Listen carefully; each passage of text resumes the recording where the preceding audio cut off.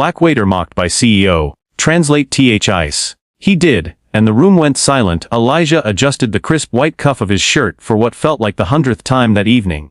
Though the cuffs had been pressed only hours ago, and his uniform hung on him, as neatly now as when he'd stepped through the back entrance of Langford and Pierce's corporate gala. He lingered a moment in the utility hallway, listening to the muted clink of champagne flutes, and the soft murmur of conversation that seeped in through the half-open door. Already he could smell the blend of white wine and polished mahogany, the tang of expensive perfume, mixed with the faint musk of power as the company's elite gathered in the grand ballroom. His chest tightened, not from nerves but from a familiar anticipation, a readiness born of long nights spent serving at tables far grander than his own kitchen back home. He took a steadying breath, squared his shoulders, and stepped onto the dance of polished marble and glittering crystal that made up the dining area. The room erupted into a wave of polite applause as the CEO, Victoria Langford, the woman whose name adorned the gilded invitation Elijah had glimpsed on his manager's desk, took the podium to welcome guests to the evening's celebration of record profits and new partnerships. She was tall, her hair a sleek cascade of chestnut polished with an almost metallic shine, and she wore a gown so sharply tailored it could have been carved from marble itself. The applause for her was swift and fervent, the guests rising in unison, and Elijah dipped his head in deference before turning silently back to his duties. He threaded between tables, balanced trays of hors d'oeuvres, his movements so practiced they were almost choreographed, an invisible performer ensuring that no glass sat empty, no plate went unfilled. As he passed table 14 he caught her eyes, Victoria's, fixed on him. There was amusement there, a flash of condescension that told him his presence was both expected and beneath her notice until it wasn't. He continued, folding napkins with precision, serving sparkling water to a silvery-haired board member who looked at him as though he were a reflection in a mirror, clear but somehow entirely separate. The board member murmured something under his breath. Elijah couldn't quite catch the words, but he saw the corner of Victoria's mouth twitch into a smile designed to sting. It was the kind of smile practiced by someone safe behind a veneer of sophistication, pretty to look at, but with barbs underneath. The guests laughed at each turn, quick and brittle, as though the laughter itself were part of the entertainment. Elijah felt the weight of their eyes that saw only the uniform, only the name tag, only the role. He glanced at his name tag, Elijah H. A simple designation that reduced him to function, erased the years of study, the languages learned, the ambition he nursed in private. He swallowed against the taste of bile that rose when he recalled how his own teachers had praised his aptitude for words, how he once dreamt of stepping onto stages with podiums and lights, dreams that seemed to shrink under the glare of this corporate amphitheater. His grip tightened on the stem of a champagne glass as another server brushed past, heedless of the tension that crackled between him and the CEO's gaze. He refocused on the task at hand, refill the flutes at table 8, then collect the empty plates at table 12, then resume circulation. The music shifted, a string quartet moving from batch to a contemporary arrangement, and a hush fell as Victoria lifted her hand, bidding the audience's attention back to the podium. Elijah paused mid-step, hidden in the periphery, watching as she lifted her voice in a crisp tone. "I trust our guests are enjoying themselves this evening," she said, her voice perfectly pitched to fill every corner of the hall. "But I'm curious, are we all who we claim to be? Or do some among us surprise? I wonder if our keenest critics are hiding in plain sight." A soft chuckle rippled through the crowd. Elijah felt the smile on the CEO's lips turn sharp, and he sensed the trap closing around him. Moments later, as waiters served the next course, seared scallops with saffron aioli, Victoria swept from the podium toward the main table, and the guests parted like a tide for a boat's passage. Elijah watched, heart hammering but face impassive, as she stopped in front of him and lifted one perfectly arched eyebrow. She looked him over, her gaze sliding from his shoes to his name tag, as though cataloging him for a collection. "You there?" she said, her voice carrying easily above the music. "Waiter, with the empty name tag." A hush fell so quickly Elijah felt the drop in pressure on his chest. He met her gaze. "I'm Elijah, mum," he said softly, although every head was turned toward him now, and his voice might as well have been the crack of a gunshot. Victoria's smile deepened. "Elijah," she repeated, savoring the sound of it. She unlocked the next level of the evening's entertainment. "Tell me," she said, her tone light, "if you're so smart, translate this for us." She turned, theatrically, and tapped her phone, glancing at a small piece of text in what appeared to be German. "What does this say?" The text on the screen read, "Der Weg ist das Ziel," a proverb he'd learned in a university seminar on German literature. A murmur wound around the room, anticipation lighting the guests' faces like spotlights. Elijah felt the air tighten, as if someone had pulled the drawstrings on the tent of this gala and invited fury to blow in. He could feel the shift in his own blood, the old, familiar thrill of performance, not as servant, but as scholar. His posture straightened, and for a heartbeat he was the young man who had aced every language exam, who had spent hours translating poetry for himself, long after the other students had given up and gone home. The image of his mother's proud smile flashed in his mind, and he blinked away the memory, focusing instead on the text glowing in Victoria's hand. He opened his mouth, and the words emerged in clear, practiced German. The journey is the destination. The syllables rolled off his tongue with a precision he knew she had not expected. A ripple of surprised applause began, then died under Victoria's forced smirk. You speak German, she said, the amusement gone astray in her lips. Well, let's see if that was a lucky guess. She flipped the screen, pulling up another line of French poetry. On n'y voit bien qu'avec le CBR, a line from Le Petit Prince. A hush deeper than before fell. Elijah inhaled, sensing the gravitational pull of attention. He allowed himself a small nod. One sees clearly only with the heart. He translated, and the beauty of the phrase itself seemed to settle over the room like a veil. Some guests shifted in their seats. He could see the flush on their cheeks, a mixture of embarrassment for the CEO's trick and genuine admiration for his poise. Victoria's composure fluttered. Her eyes locked on his, wide with the shock of discovery, and perhaps something else, a hint of respect, or maybe fear that her carefully orchestrated evening was slipping from her control. She pressed on, pulling up a Mandarin inscription from her phone. Bujingguo Fengyu, the Majian Cai Hong, one of the memorized lines from her company's promotional video. Elijah recognized it immediately, and with an almost gentle cadence he recited. Without enduring wind and rain, how can one see a rainbow? His voice resonated through the hall, and now the applause was genuine, rolling across the tables like thunder. Victoria's hands trembled as she lowered the phone, and the guests turned fully toward Elijah, crowds of heads nodding in wonder. He felt a warm flush of triumph mixed with relief. In that moment, the uniform and name tag fell away, and all that remained was the power of words he had wielded with calm authority. Yet even as the applause washed over him, he remained impeccably professional, bowing slightly, offering her a courteous nod, and then stepping back into the flow of his duties. He served the next round of appetizers with the same precision, though his heart beat with a rare exhilaration. Every so often he caught the eyes of guests who had peered down from polished heights at him for so long, and now regarded him with a new sense of curiosity. As he moved through the tables, he heard snippets of conversation. Someone remarking on his education, another guest wondering aloud how someone in his position had acquired such skills, and somewhere at the far end of the room, Victoria whispered furiously into her phone, her voice low but laced with urgency. Elijah finished his circuit and retreated to the edge of the ballroom, letting the half-mask of routine slip back over his expression. He sidestepped into a corner and pressed his palm against the cool marble wall, grounding himself. His mind raced ahead. This evening would change things, pivot his life in a direction he'd only dreamed of. He pictured the narrow doorway he had entered through at the start of the night, the cramped staff room where he'd stored his bag, the cramped apartment he called home a few subway stops away.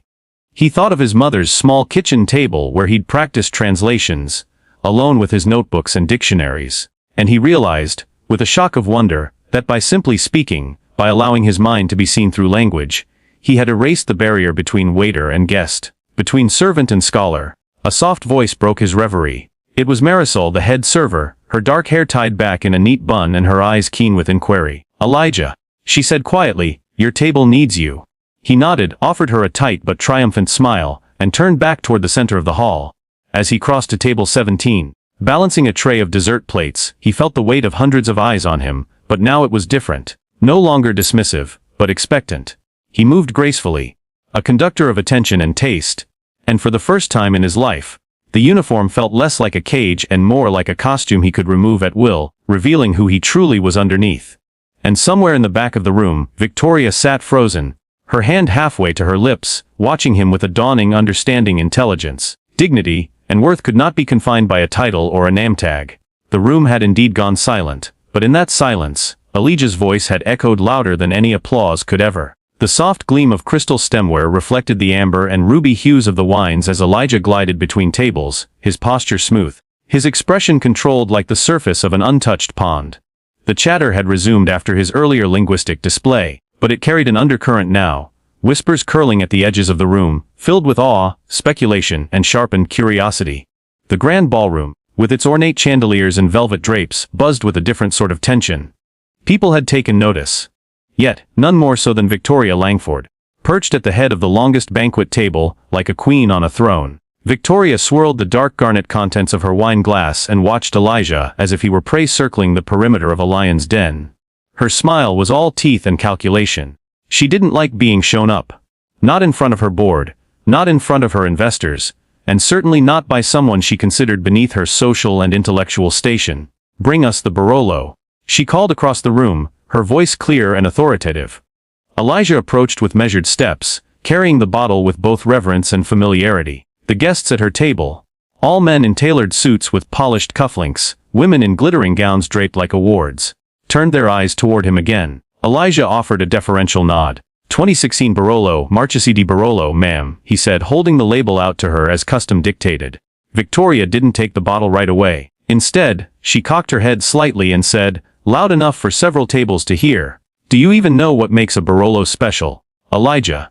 Her voice carried a sweetness that coded something sharp. "Or is it just a fancy word on a fancy label to you?"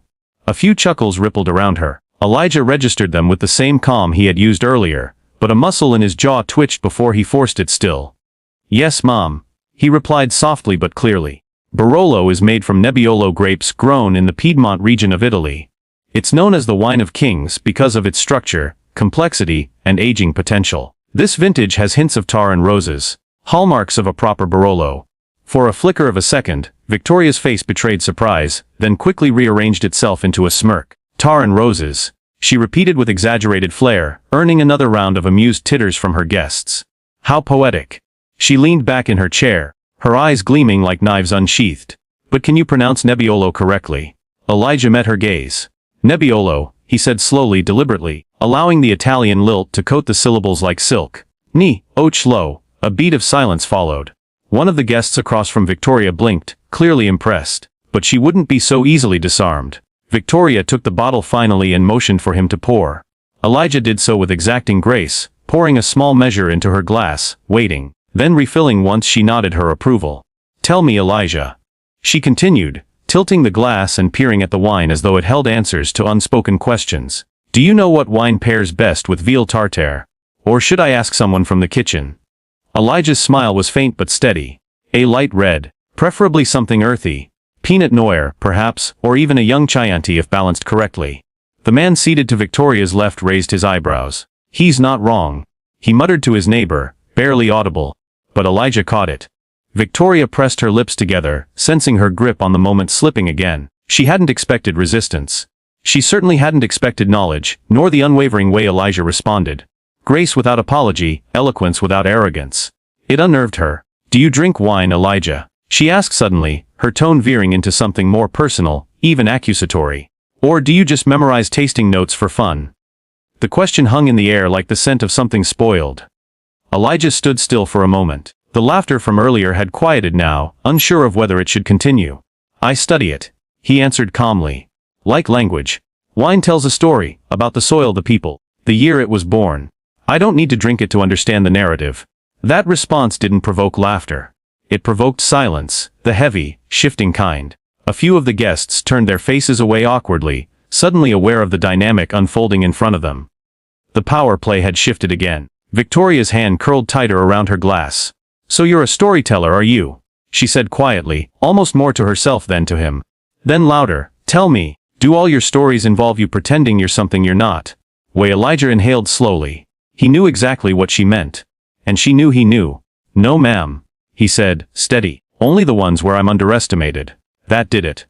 A low murmur swept across the table, respect, recognition, maybe even a few regretful chuckles from people who had laughed too early, too easily. Victoria's face tightened, the curve of her jaw rigid now. She took a slow sip of her wine, then set the glass down without looking at him again. Elijah didn't smile. He simply moved on, as if the exchange hadn't just redefined the atmosphere of the evening. From across the room, Marisol watched with a knowing glance, pride hidden behind professional distance. Elijah resumed his rounds, tray balanced on one hand, back straight as ever. Yet something had shifted, not just among the guests but within him. He had not raised his voice, he had not insulted. And yet, By simply speaking with truth and clarity, by refusing to let dignity be drowned in ridicule, he had drawn a boundary in a room where lines of power were usually drawn only by wealth. The whispers continued, but now they were tinged with awe, and perhaps guilt, because the guests, for all their money and manners, had just witnessed a quiet revolution. Served alongside a glass of Barolo, the clink of cutlery resumed as the third course arrived, roasted duck with plum glaze, set against a bed of wild rice and sautéed greens. It should have been the centerpiece of the night, a culinary marvel planned weeks in advance, but the air had shifted. Tension simmered beneath the white linen and candlelight, invisible yet tangible, like the pressure that precedes a storm. Elijah moved with practiced calm, delivering plates in swift, fluid arcs. But his mind whirled. The CEO's voice still echoed in his head, barbed, precise and public. Do all your stories involve you pretending you're something you're not? The words had been meant to slice cleanly through his presence, to reduce him to a performance of ambition. But he'd answered, not with retreat, but with truth. Only the ones where I'm underestimated. That sentence had been his armor, and his sword. And still, he felt the wounds of the night's cruelty, even as he stood tall. At the head table, Victoria Langford hadn't spoken since their last exchange. She had returned to her wine like it was an anchor, though her grip on the glass betrayed something less elegant. Her fingers, usually statuesque and poised, now trembled slightly, the result of an internal conflict she couldn't admit. Not here, not in front of shareholders. Still, something burned behind her eyes. She was not a woman used to losing. Elijah. Came the syrupy voice of a woman 2 seats down from Victoria. You must tell us. Where did you learn so many languages? The question came laced with performative curiosity, the kind that wears politeness like a disguise. Elijah turned to her with a faint nod, arms folded respectfully behind his back. Mostly at night, he said. After shifts like this, I borrowed library cards from friends who didn't use them. Downloaded free university syllabi. Watched lectures in my kitchen with headphones and a broken spacebar. The guests chuckled, some in amusement, others in disbelief. One older gentleman leaned forward, dabbing the corner of his mouth with a linen napkin. And you chose this? He asked, gesturing vaguely at Elijah's uniform. After all that learning. I didn't choose this. Elijah replied quietly, but I respect the work. What I chose was to keep going, no matter the uniform. A few people clapped, just lightly, almost instinctively. But it was enough. Victoria's jaw tightened. Every sentence from Elijah felt like another spotlight she hadn't turned on. Another moment she couldn't control. The room no longer revolved around her monologue. It was revolving around his resistance. I think it's adorable that you see words as weapons, she said suddenly, breaking her silence. Her tone was sharp again, cutting through the low hum of conversation like a blade drawn across velvet. But in the real world, Elijah, it's numbers that matter. Balance sheets. Valuations, board votes. Language doesn't build empires. He turned toward her slowly, careful not to match her hostility with any sign of disrespect. The room quieted again. Everyone could feel the line being drawn anew. You're right, Elijah said. Words don't build empires, but they bring them down. Gasps flickered around the table like candle flames caught in a breeze. Victoria's expression faltered for just a moment. Elijah's voice remained even, devoid of bravado, almost gentle in its certainty. Words start revolutions, end wars. Words reframe what people believe is possible. And when empires forget that, when they believe their power is untouchable, that's when they start falling apart. Not with armies, with voices. A waiter behind Elijah paused mid-step, tray half lowered. The room had gone completely still. Victoria's lips parted, but no words came. Not yet. You talk about numbers. Elijah continued. But what are numbers without narrative? What's a profit margin without the story that justifies it? Who decides what a company is worth? A room full of voices. Contracts. Promises. Language. Words are the foundation of all your numbers. They're the knife and the bandage. And tonight. He looked straight into her eyes. You use them like a whip. She flinched. Barely, but enough that several guests noticed. One woman looked down at her plate, unable to meet anyone's eyes. Another cleared his throat nervously and adjusted his collar. Victoria finally stood slowly, the scrape of her chair audible over the hush. She lifted her glass as if to toast but held it midair, suspended between defiance and doubt. Well, she said coolly, it's been an educational evening. Elijah dipped his head politely. Yes, ma'am. For all of us. The line sat in the room like a stone in a pond, and the ripples it created would last far beyond the night's end. Someone at the far table clapped, one of the younger executives, barely in his 30s. Then another joined, and another. Soon the room was filled with measured applause, not wild or raucous but knowing. Respectful. A different kind of power had entered the space. It wasn't wealth, nor influence born of boardroom deals. It was the unshakable power of self-respect, earned through years of quiet resistance, now made undeniable through truth. Victoria lowered her glass without drinking. She didn't leave. But the throne no longer sat solely beneath her. Elijah turned and walked back to the staff corridor, disappearing into the swing of the kitchen doors. Behind him, the applause slowly ebbed, replaced by a silence no longer awkward but reflective. In that moment, the gala had changed. So had he. The knife made of words had been drawn. And though it had not spilled blood, it had cut through illusion, through arrogance, through the invisible cage built by condescension. Elijah had not shouted, he had not humiliated, he had simply told the truth. And in doing so, he reminded everyone in that room, especially the woman who had tried to break him, that dignity has a voice. And it speaks fluently. The silence in the ballroom was no longer filled with tension. It brimmed with anticipation. Every guest, server, and executive sat at the edge of the moment, unsure whether they were watching the continuation of a dinner, or the birth of something transformative. Victoria Langford, the woman who once held the room like a queen directing her court, now stood center stage with her authority flickering. And Elijah, just a waiter by all external appearances, stood steady, calm, unreadable, with truth resting on his tongue like the edge of a sword yet to swing again. I suppose, Victoria said, forcing a smile that didn't reach her eyes. Since we've all decided tonight is your TED Talk, Elijah, perhaps you'd like to educate us further. She glanced to her right and plucked a wine menu off the table. Why don't we make a game of it? A few nervous chuckles echoed, unsure whether they were permission or mockery. Victoria held the menu up with a theatrical gesture, eyes gleaming with challenge. Let's see how many languages you can actually speak. Oh, Elijah didn't flinch. He nodded once, as if accepting a duel with a velvet glove rather than a blade. As you wish, Mom. She turned the menu around. German, she said, tapping one of the imported Rieslings listed in looping script. Go on, translator. Elijah stepped forward slowly. His voice emerged with precision, smooth and unbroken. A dieser Riesling stamped Oster-Mosel region an hat Noten von grünem Apfel, Zitrus verkennen an einem Hoch von Mineralität. His pronunciation was crisp, native even. The umlauts danced off his tongue with effortless cadence. A man in a gray suit gasped audibly. That's perfect. I studied in Munich. He even got the inflection. Elijah didn't turn for praise. He simply added, gently, it's pronounced Riesling, not Riesling, Mom. In German always takes the second vowel. Victoria's mouth opened slightly, then shut. A muscle twitched along her jawline. He glanced at the menu again. French, he asked, as if reading her mind. She said nothing, but the room was waiting. Elijah continued without prompting. Si Bordeaux est corsé, avec des armes de cassis, de cure et un final long et persistente. The French flowed like silk dipped in warmth. No hiccups, no hesitation. A woman near the back, clearly a native speaker, blinked and whispered, Mon Dieu. Elijah turned to Victoria once more, his voice still quiet, even courteous. Also, that in Merlot is silent. She laughed, short, bitter. Fine, let me guess. You've memorized a few lines in each language to impress someone. No, Mom. Elijah said, meeting her eyes. I studied them to survive. That landed heavier than anything he'd said before. I learned German so I could read my grandmother's letters from the war. French because the kitchen staff at my first job spoke it behind my back.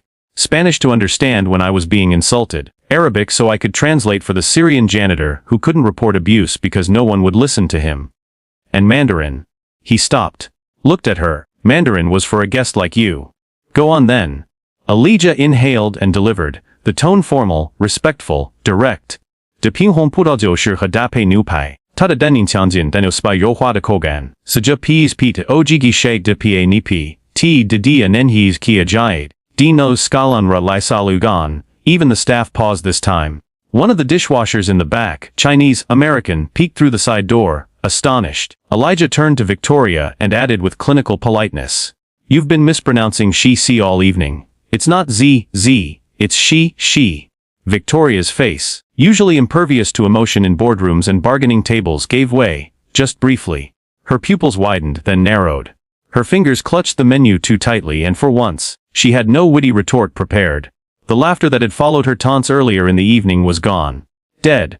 In its place was a thick, contemplative quiet. Some guests looked down at their plates. Others fidgeted. And a few stared at Elijah with something like recognition. Of a man who had lived 100 lives behind a Namtag, who had chosen books over bitterness, fluency over fury. I didn't come here to embarrass anyone, Elijah said, addressing the room now. But I also didn't come here to be laughed at for learning. A ripple of shifting chairs followed as several executives sat back, chastened. Language is the thread that connects us. When you mock the way someone speaks, or assume they don't understand, you don't show your intelligence. You reveal your fear of theirs. Victoria said nothing. Elijah bowed his head once. I'll return to service now. He turned, not triumphant, not smug, just tired. But he hadn't made a speech. He had made a statement one syllable at a time. He had taken every snide comment and woven it into something unshakable. Not vengeance. Not defiance. Truth, and in its clarity. It had rendered the most powerful woman in the room suddenly, terrifyingly, speechless. A stunned hush clung to the room, like the thick velvet of the drapes lining the ballroom walls. The delicate chime of silver cutlery had stopped. Even the ambient jazz, piped softly through hidden speakers, felt suddenly intrusive, its careless coolness a contrast to the heat rising from every table. No one dared speak for several seconds, unsure whether to applaud, whisper, or pretend they hadn't just witnessed a dismantling so surgical, it left even power itself looking small. Then, a tentative voice from the left side of the room broke through. Where did you learn all that? The question came from a bespectacled man, clearly a guest, but younger than the usual pedigree. His suit was sharp but rented, his eyes wide behind lenses that shimmered with something more than awe. It was curiosity, respect, maybe even hope. Elijah turned to him and gave a half smile. It was the kind of smile that didn't seek attention but commanded it anyway. He straightened his posture just slightly, as if no longer weighed down by the assumption sewn into his uniform. Cambridge, Elijah said simply. Majored in comparative literature. Minor in linguistics. Gasps swept through the room like a gust of wind through dry leaves. It wasn't just the revelation, it was the casual delivery, the absence of apology. For so long, the man with the empty name tag had existed in the corner of their perception, a blur in a black vest, a ghost pouring wine. But now, those same people scrambled to connect the dots they'd ignored. Cambridge, literature, linguistics. The entire night had been a test.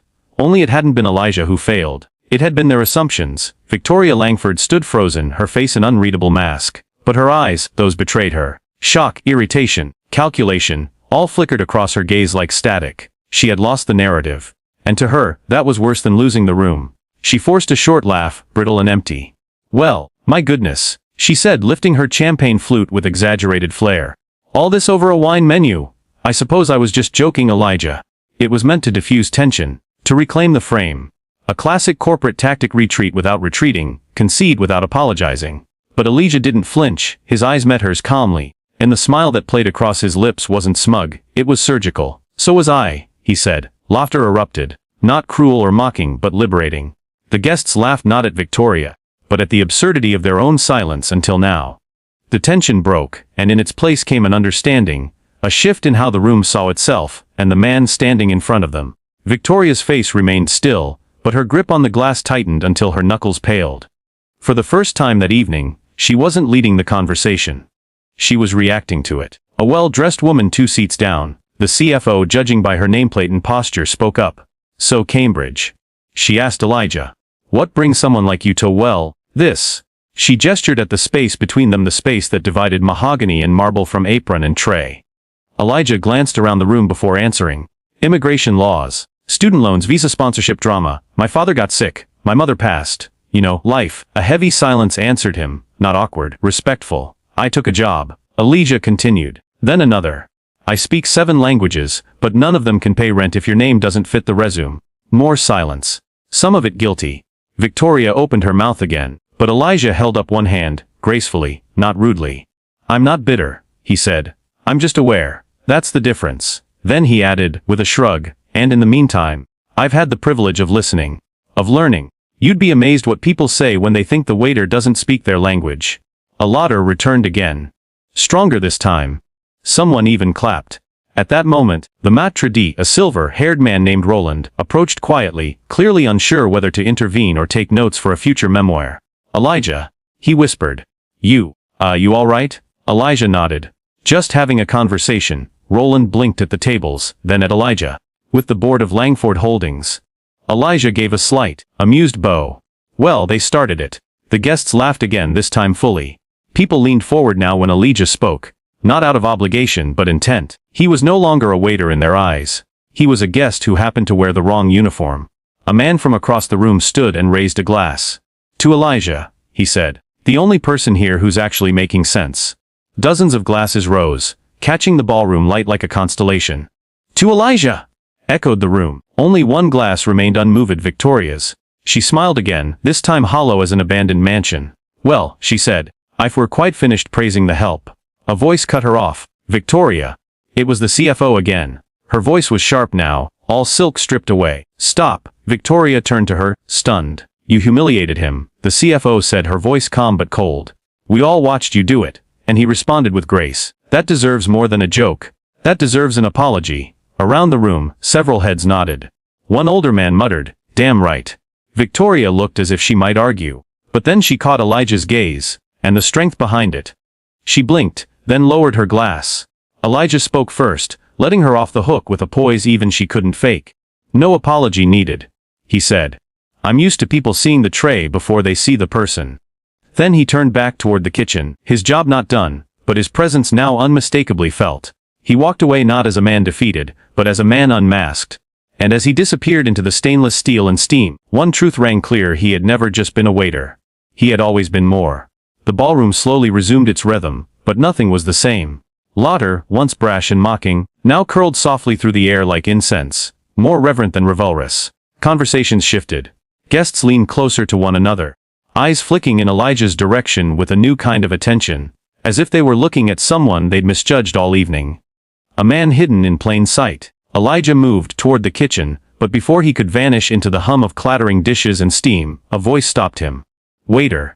He turned, expecting another wine request. But it wasn't the voice of the demanding, dismissive kind that had peppered his entire shift. It was quiet. Intentional. Almost deferential. A man in his mid-40s stood up from a corner table, neatly dressed, understated. Gray blazer over a black turtleneck. No tie, no flash, just composure. A tech uniform of quiet power. Elijah raised an eyebrow but said nothing. The man walked toward him slowly, one hand tucked in his pocket, the other holding a half-empty tumbler of neat bourbon. His face was unreadable. Too old for flattery, too young for condescension. That, the man said, gesturing subtly toward the center of the room, was the calmest, most surgical humiliation of a billionaire I've ever seen. Elijah allowed himself the faintest of smirks. Not my goal. I know, the man replied. That's what made it so perfect. He glanced back to his table. One of the few where no one had laughed during the CEO's mockery earlier. Then he extended a card. Julian Tanica, founder, Kinex Labs private equity partner, emergent. Elijah took the card, eyes flicking across the name and the metallic lettering. He recognized the company immediately. Kinex Labs was behind several artificial intelligence models, early-stage quantum prototypes, and, according to some rumor, an in-development device that could translate any language in real time. Irony, it seemed, had good taste. Julian took a step closer. I don't hand these out for restaurant service. Not unless someone saves my life or flips the power dynamic of a Fortune 500 boardroom with a sentence. Elijah chuckled. Is that what I did? Better, Julian said. You made a room of decision makers realize they don't even know what talent looks like unless it's wearing Armani and handing them a pitch deck. Elijah's hand slid into his apron pocket, fingers brushing against a small notepad he used for special orders.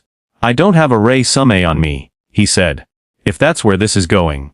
Julian held up a finger. Got a pen? Elijah nodded and reached behind the bar where a pile of unused cocktail napkins sat beside the bitters and lemon twists. He handed Julian a pen and grabbed a fresh napkin. Then he paused. What should I even write? Elijah asked. That I cleared tables, juggled dialects, and dodged microaggressions with poise. Yes, Julian said immediately. But also, Cambridge, polyglot, conflict de-escalation, public speaking under pressure, strategic empathy. You're basically a better communicator than half the CTOs I've interviewed. Elijah smiled, then knelt at the bar, flattening the napkin on the surface. He began writing in block letters.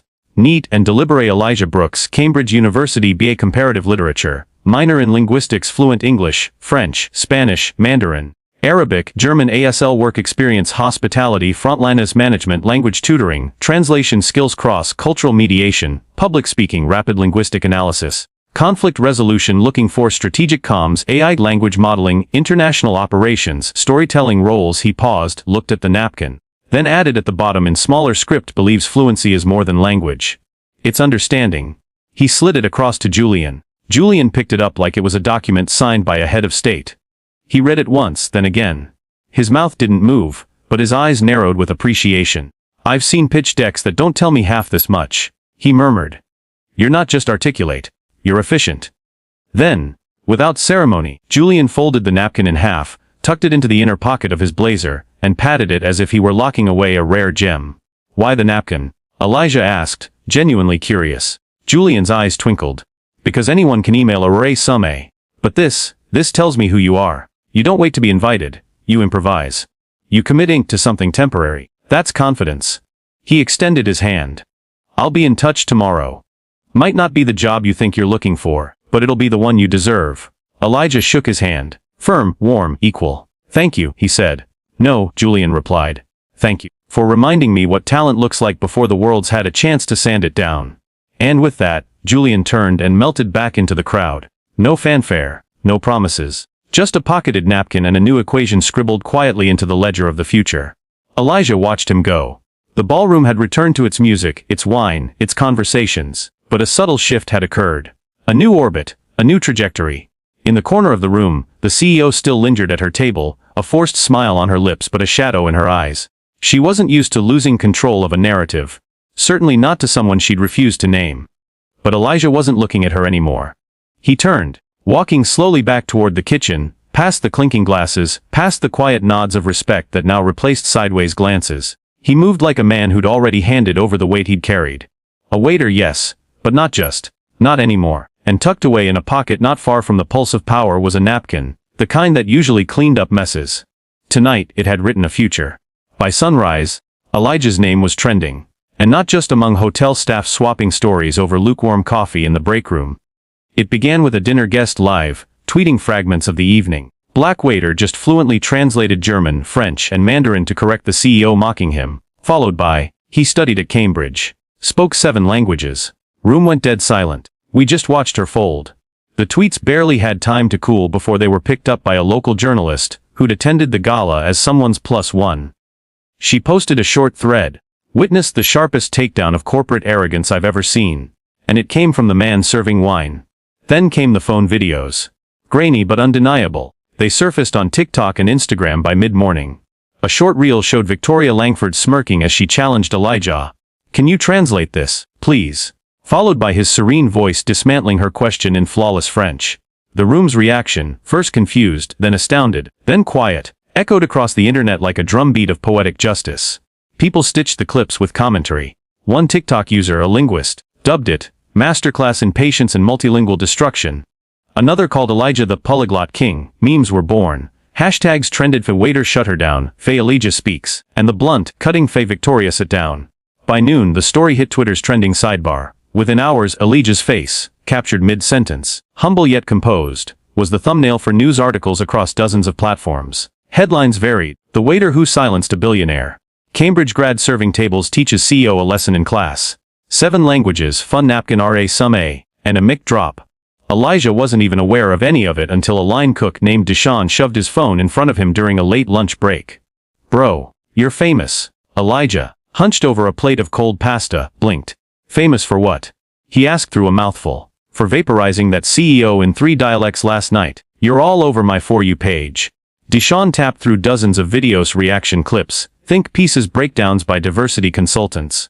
Even a parody where someone reenacted the scene using sock puppets. Elijah sat up straighter. Wet. People recorded that. Deshaun looked at him like he'd asked whether birds can fly. Dude. Everyone records everything. Especially when rich folks get humbled. Elijah took the phone, scrolled through the clips, and winced. I wasn't trying to go viral. Deshaun smirked. Yeah well, the internet disagrees. Soon, Elijah's inbox began to flood. LinkedIn, Gmail, even old accounts he hadn't checked since college. Offers, praise questions, interviews. Recruiters scrambled to contact him. Some begged for 5 minutes of his time. Others offered signing bonuses before even confirming what field he was interested in. By evening, even Julian Taka had texted, the napkin didn't lie. Let's talk. Tomorrow. You'll want legal counsel for some of these offers. But as with all stories that light up the web like wildfire, not every spark was friendly. It didn't take long for detractors to emerge. Anonymous Twitter accounts began picking apart Elijah's resume, demanding proof he attended Cambridge. A YouTube personality uploaded a video titled, Was It All a Stunt? The Waiter Who Humbled a CEO Fact or Fiction. One LinkedIn commentator suggested Elijah was weaponizing social justice to build a personal brand. And then came the defenders. Former professors who posted screenshots of Elijah's thesis. Classmates who recalled his presentations on multilingual education. Old debate team members who shared grainy team photos with Elijah in the center, all smile and purpose. Someone even dug up a speech he gave during a youth leadership conference years ago, where he spoke about how language is power, and that to be truly heard, one must speak in ways others aren't listening for. It's not about impressing people with words, he'd said. It's about using the right ones when the world least expects it. That quote, pulled from a forgotten YouTube video, became a meme within hours. Still, Elijah stayed quiet. He didn't post a single statement, no TikTok reply, no victory lap. He returned to the hotel kitchen the next evening and tied his apron like nothing had changed. Except, of course, everything had. By the second hour of his shift, 3 guests had requested to speak with him, not for complaints, but to shake his hand. I saw the video. One woman whispered, "You gave me hope for my son." Another asked if her daughter, also black and multilingual, could meet him someday. "She's 16. Thinks no one sees her. You reminded her she's not invisible." Elijah nodded, overwhelmed but grateful. In the back, Roland, the maitre d', clapped him on the shoulder. "We're getting calls," he said with a chuckle. "People want to book tables just to sit where it happened. It's like Hamilton, but with more linguistics." Elijah laughed, but quietly. It wasn't just joy he was feeling, it was gravity. When the world started seeing you, really seeing you, it came with weight. Every tweet, every article, every hopeful message felt like a thread he now carried. One tugged by others who, like him, had ever been underestimated. He wasn't just a waiter anymore. He was a symbol. And symbols don't get to make mistakes. Not publicly. Not without headlines. He stood outside the staff entrance later that night, the city humming softly behind him, and stared at his reflection in the window of a nearby car. Not just a uniform. Not just a viral name. A man, a son, a student, a linguist, a symbol. And all because someone once asked, "Can you translate this?" The internet never forgets. But maybe, just maybe, it remembers the right people. For once, it came as a PDF, of course. Elijah was leaning against the hotel's industrial freezer in the staff lounge, sipping weak coffee and scrolling through another wave of congratulatory emails when his phone buzzed again. This time with a message from Julian Tanica. It was short. She blinked. Read attached. Below the message was a single attachment: Langford Holdings a statement. PDF. He opened it, half expecting a denial, a legal threat, or a shallow press blurb meant to smooth the heat. But no, there it was, on the company's letterhead, with the CEO's name at the bottom and her signature underlined in thin blue. "We at Langford Holdings deeply regret the events that occurred at the private gala this week, which have since gained widespread attention. Our founder and CEO, Victoria Langford, recognizes that her remarks, though intended as humor, were inappropriate, condescending, and do not reflect the values we claim to uphold as a company committed to equity and respect in the workplace and beyond." It went on with the usual phrases. Unintentional harm. Learning moment. Recommitting to diversity. And it closed with an announcement of a mandatory bias training series across all departments. Victoria Langford would be the first participant, and, astonishingly, we have reached out privately to Mr. Elijah Brooks to extend a personal apology and to explore avenues of restitution for the public disrespect he endured while performing his job with professionalism and grace. Elijah stared at the screen. No amount of resolution could make the digital ink feel real. She caved. Deshaun whispered, reading over his shoulder. "Damn." Ice Queen really folded her hand. But Elijah didn't cheer. He didn't smirk. He just exhaled. Long and quiet, like he was letting go of something buried in his lungs. It wasn't vindication he felt. It was something older, more complicated, a kind of uneasy clarity. Because he knew this wasn't about him, not really. It was about optics, about strategy, about avoiding further loss of brand trust. Langford Holdings had reportedly lost 2 major clients in the last 24 hours. A European firm canceled a pending deal, citing misalignment of values. A domestic partner paused all collaborative ventures until the incident was dressed appropriately.